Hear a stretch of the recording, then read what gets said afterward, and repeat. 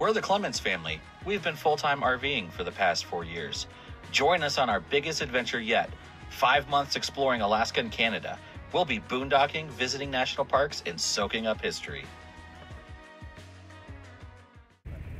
After spending 2 weeks in Fairbanks, exploring the city, and recuperating from a cold that everybody caught, it was finally time for us to move on from the Fairbanks KOA. We would be making our way past Denali and on to Talkeetna today.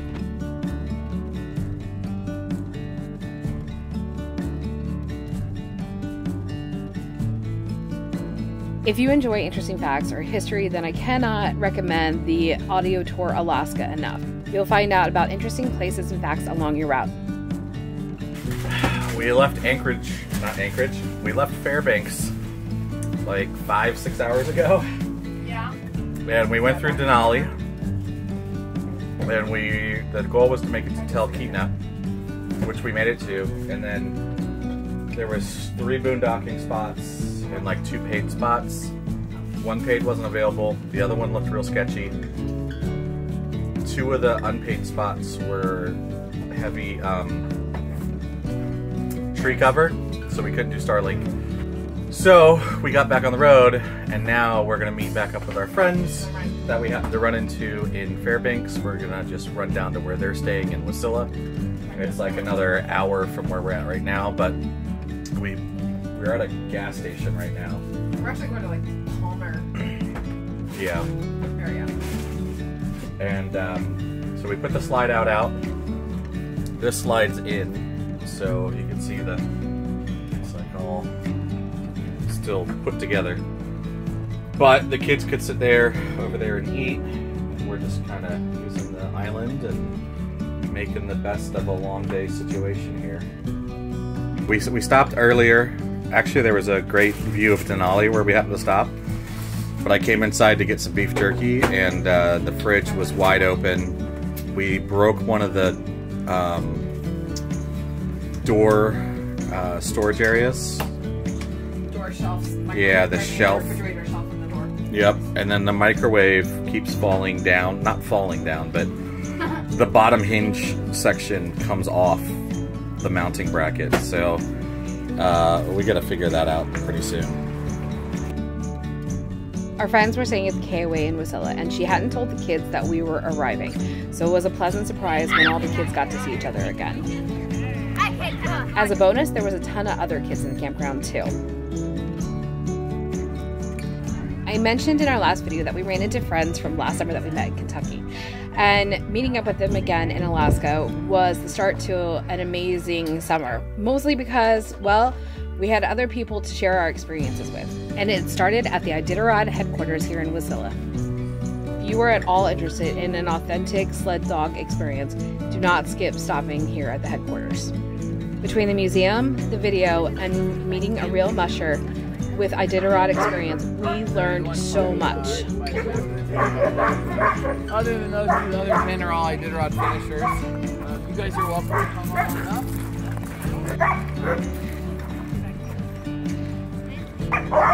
As soon as someone got into the cart, the dogs were up with enthusiasm and ready to go.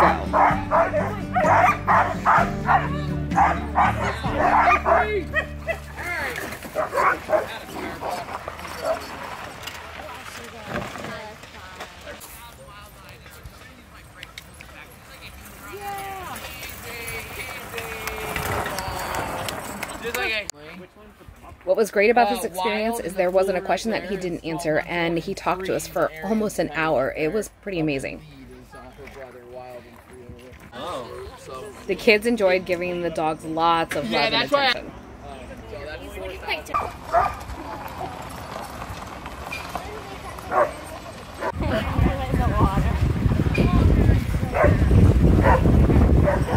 Know where to go, but on the actual trip, on the race, how do they know where to go? Being hot, man. She's right. It was so apparent that these dogs are very well loved. She's like, yes. She's so content. We learned about the different roles that each of the dogs play on a team and how they're chosen for those roles. And then Then he shared what happens at each of the rest stops. Each dog is individually looked over, checking the pads of their feet, muscles, joints, and everything. They even get massages, in addition to food and time to rest.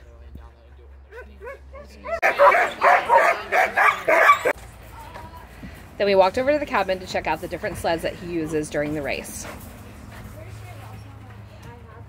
These are his sleds. Unfortunately, our time in Wasilla was short and coming to an end, and time to move on down the road.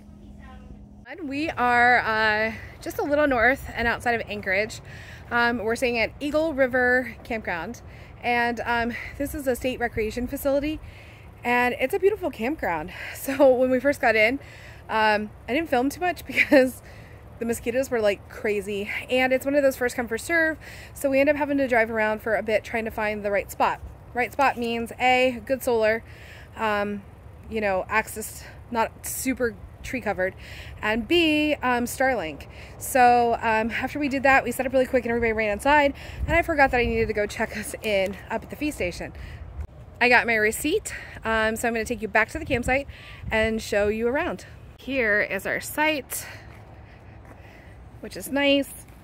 I'm going to put the little thing on. All right, we're all set. Let's check this out. So it's a nice site. The mosquitoes actually don't seem to be bad right this minute. There's a whole nother loop that I didn't take you guys to, but here's the back of our site with a fire pit. Certainly a plenty big area for chairs. And then you guys can see down is another whole loop down there for camping, and on the other side of that loop is the river. The next day, the kids and I did a bit of road schooling, and we went out to visit a nearby heritage center. We're at the Alaska Native Heritage Center today to go check it out, and yeah, let's go see.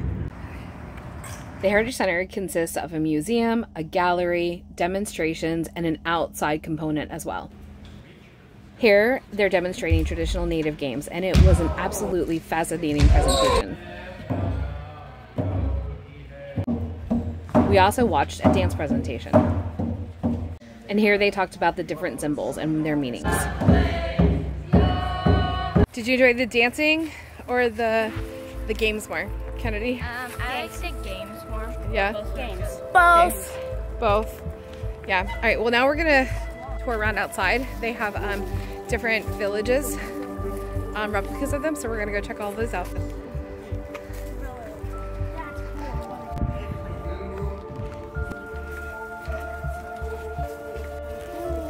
Then you would have to go down.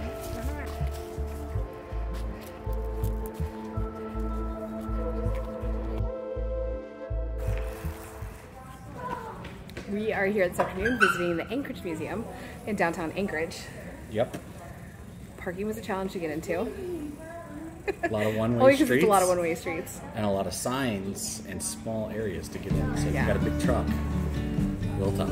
Yeah, but we finally found parking right across from the museum, and we are essentially here for free with our ASTC membership through Kern County Museum. So basically all we had to do was pay for the parking. Go Kennedy! What? Yeah, it's all good. Yeah.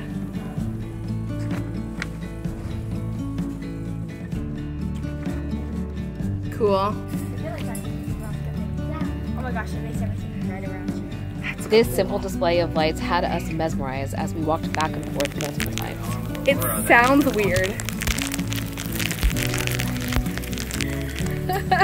It's like you're living in the Aurora Borealis. It's cool. It is cool. Where's Bryce? Gather a bunch. Let me see. Peek through. Go past.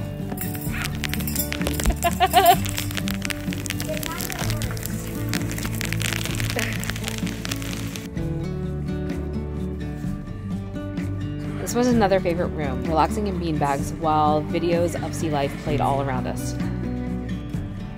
On this floor, the museum has partnered with the Smithsonian for a beautiful display of Native artifacts and clothing. There's an art gallery, a room about Alaska history, including the 1964 earthquake and the pipeline. Another favorite section of the kids was the Discovery Center and all the hands-on activities.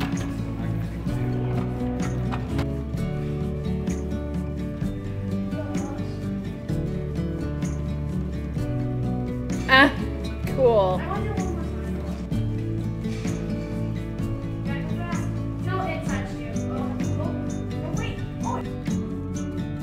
Walking in grass with no fire ants. It's wrestling, no punching. After a few days in Eagle River, it was time to finally make our way down to the Kenai Peninsula. But first, we had to make a stop at Bass Pro for some essentials. Plus, we always like to stop at Bass Pros. Each Bass Pro is decorated based on their region. What? Mark was the only person without some rain boots, and when in Alaska, you must get some extra toughs. Two different shoes on. I like these ones. I like these ones. I like the red ones. Which ones fit better? I like the black and red. With new shoes on feet, it's time to check out the fish tank before moving on. Now on the Seward Highway, we make our way along the Turnagain Arm.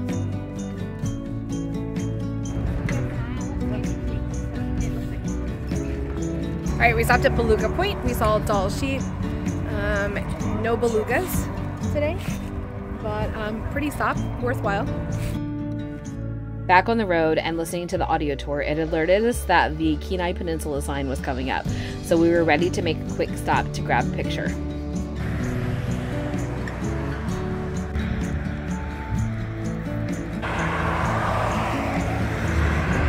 Then we continued to make our way down towards Seward.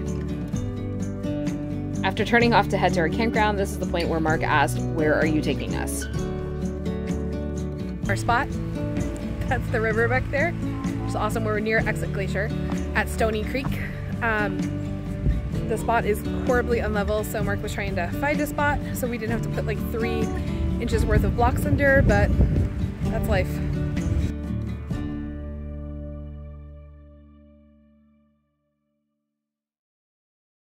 Okay, so we just got in, and Mark and I took like a 10-minute break, and he went to go do laundry, and I am starting to make dinner and then prep some meat, because this particular campground stay is 2 days of full hookups, and it is what I like to call a work stop.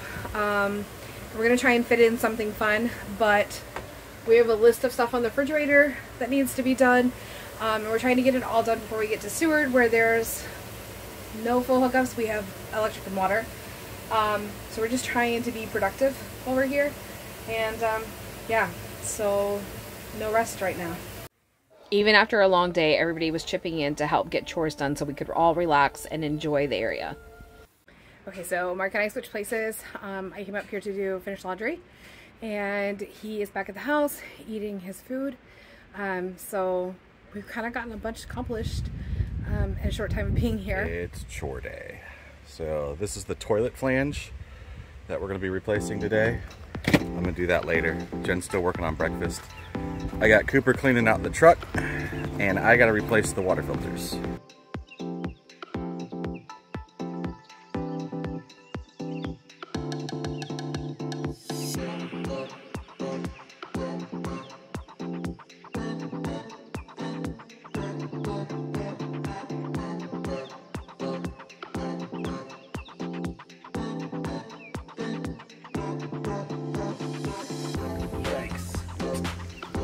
How completely rusted through that thing is. Ooh. The other one looks fine. No wonder our Yeah. no wonder our water is starting to taste funky. Alright. This time we're replacing with better filters. This guy first. This is the inlet. That's the out.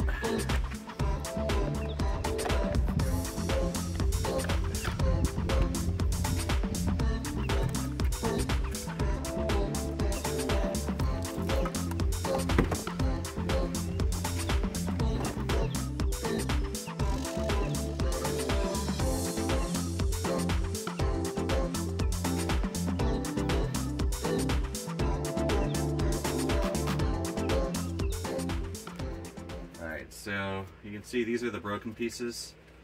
I'm holding it. Well, there was some glue on it. So I tried to repair it with some like Gorilla Glue. That didn't really do anything, it looks like, but it lasted us until we had time to take care of this. So here's the new one. This is the old one.